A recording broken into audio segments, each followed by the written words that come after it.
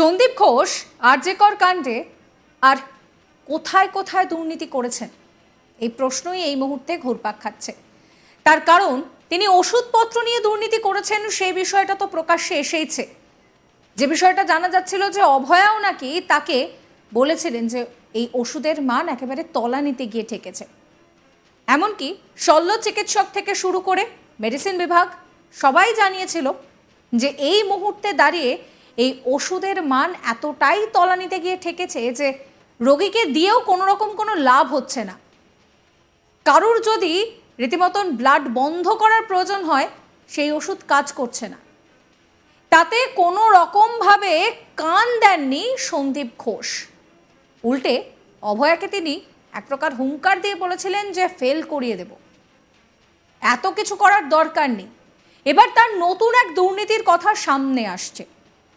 সেই দুর্নীতি কি না, এই যে টেস্ট করা হয় সেই টেস্টের থেকেও কোটি কোটি টাকা নিজের পকেটস্থ করেছে এই পাপী সন্দীপ ঘোষ।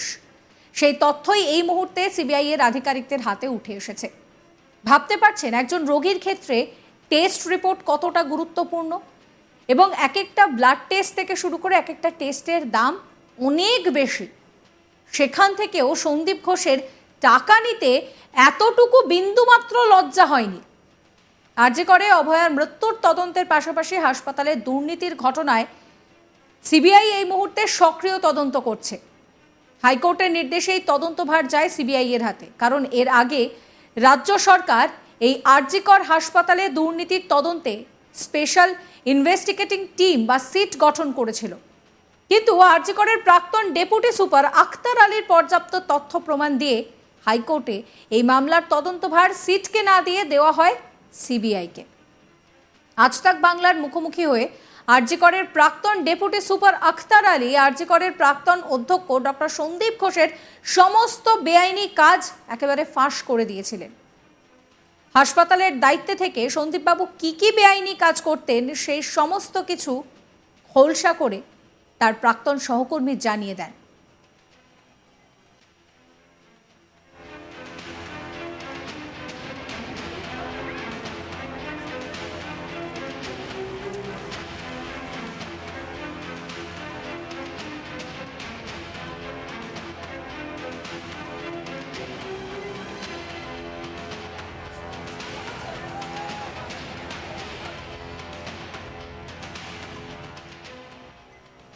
আখতার আলী দাবি করেছিলেন যে সন্দীপবাবু দায়িত্বে আসার পর থেকেই দুর্নীতি বাড়তে শুরু করে।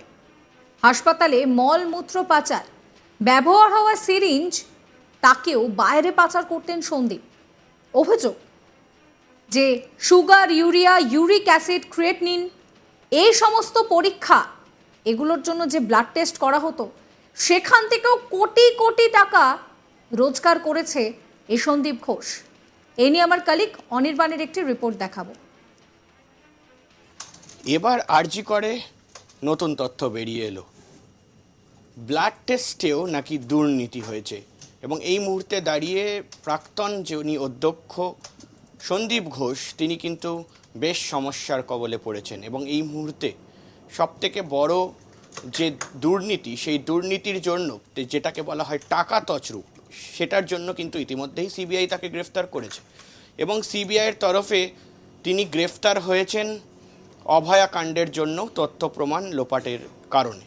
এবং এই মুহূর্তে একের পর এক দুর্নীতি কিন্তু আরজিকর হাসপাতাল থেকে বেরিয়ে আসছে। এবং তার মধ্যে আরও একটি দুর্নীতি, যেটা কিনা রক্ত পরীক্ষা দুর্নীতি। এবং এই মুহূর্তে দাঁড়িয়ে অনেকেই ভাবছেন যে কিভাবে এই দুর্নীতি হতে পারে, রক্ত পরীক্ষার মাধ্যমে কিভাবে দুর্নীতি চলতে পারে একটি হাসপাতালে, সেই প্রশ্ন অনেকের মনেই উঠছে। এবং বলে রাখি যে রক্ত পরীক্ষা বলতে সুগারের রক্ত পরীক্ষা, ডায়াবেটিস, তার পাশাপাশি ইউরিয়া, ক্রিয়েটিনিন এই ধরনের রক্ত পরীক্ষাতে দুর্নীতি যে হচ্ছিল সেটা কিন্তু এই মুহূর্তে প্রকাশ্যে চলে এসছে। এবং হাসপাতাল সূত্রে খবর যে সন্দীপ ঘোষ যখন অধ্যক্ষ ছিলেন তখন তার যারা সাঙ্গপাঙ্গ ছিলেন, তার যারা ডান হাত বা হাত ছিলেন, তারা কিন্তু এই দুর্নীতির সঙ্গে যুক্ত ছিলেন। এবং মূলত কিন্তু হাউস স্টাফ ডাক্তার সিনিয়র কয়েকজন, যেমন আমরা জানি যে এই মুহূর্তে থ্রেট কালচারের জন্য কিন্তু 51 জনের নাম তালিকা জমা পড়েছে হাসপাতাল কর্তৃপক্ষের কাছে, এবং অভ্যন্তরীণ যে কমিটি গঠন করা হয়েছে সেই কমিটি এই মুহূর্তে 51 জনকে দফায় দফায় ডেকে তাদেরকে জিজ্ঞাসাবাদ করছে তাদের কি সমস্যা ছিল এবং তার পাশাপাশি তারা কেন এমনটা করেছেন, এবং তাদের দিকটা জানার জন্য এই মুহূর্তে কিন্তু সেই তদন্ত চলছে, সেই প্রক্রিয়া এই মুহূর্তে চলছে। এবং তারই মধ্যে চিহ্নিত করা হয়েছে যে কোথাও গিয়ে 12 থেকে 13 জন কিন্তু একেবারে এই দুর্নীতিগুলোর সঙ্গেও যুক্ত ছিলেন এবং সন্দীপ ঘোষের একেবারে কাছের লোক ছিলেন। এবং এই মুহূর্তে রক্ত পরীক্ষার যে দুর্নীতি, সেই দুর্নীতির কথা সামনে আসছে এবং কোথাও গিয়ে যে রক্ত পরীক্ষায় যে সরঞ্জাম ব্যবহার করা হয়, যে সিরিঞ্জ ব্যবহার করা হয়, যে বায়োমেডিক্যাল জিনিসপত্র ব্যবহার করা হয়, সেইগুলোর কিন্তু এবারে দুর্নীতির কবলে পড়েছে। এবং কোথাও গিয়ে জানা যাচ্ছে যে ঠিক বছর কয়েক আগে নথি অনুযায়ী প্রায় 22 লক্ষ টাকা কিন্তু দুর্নীতি হয়েছে আর.জি. কর হাসপাতালে, এবং সেটা কিন্তু বায়োমেডিক্যাল প্রোডাক্টসের ওপরে। কোথাও গিয়ে সেটা সিরিঞ্জ হতে পারে, গজ হতে পারে, তুলো হতে পারে, তার পাশাপাশি বিভিন্ন মেডিসিন হতে পারে, স্পিরিট হতে পারে।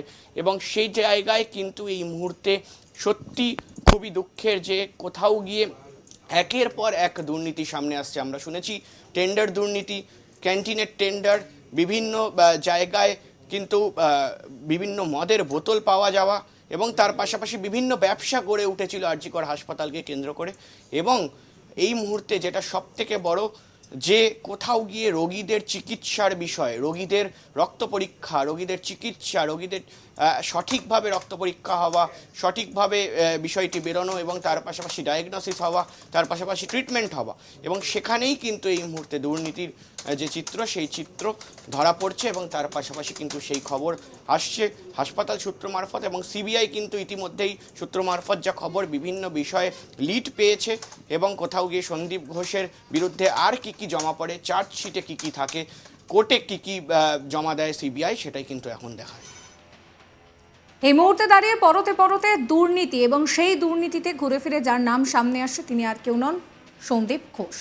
সন্দীপ ঘোষের বিরুদ্ধে পড়ুয়াদের থেকে টাকা নেওয়া, ফেল করিয়ে দেওয়ার হুঙ্কার দেওয়া, এই সমস্ত বিষয়ে যেরকম সামনে আসছে, পাশাপাশি আক্তার আলী তার বিরুদ্ধে আর্থিক দুর্নীতির অভিযোগ করেছেন।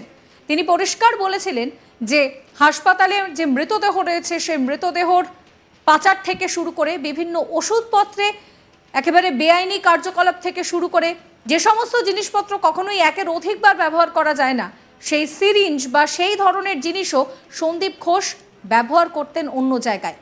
এবং এখান থেকেই আরও বিষয় যেটা জানা যাচ্ছে যে ব্লাড টেস্ট থেকেও কোটি কোটি টাকা সন্দীপ ঘোষ আয় করেছেন। সাবস্ক্রাইব করবেন আজ তাক বাংলার ইউটিউব চ্যানেলকে, ফলো করবেন হোয়াটসঅ্যাপ চ্যানেলও।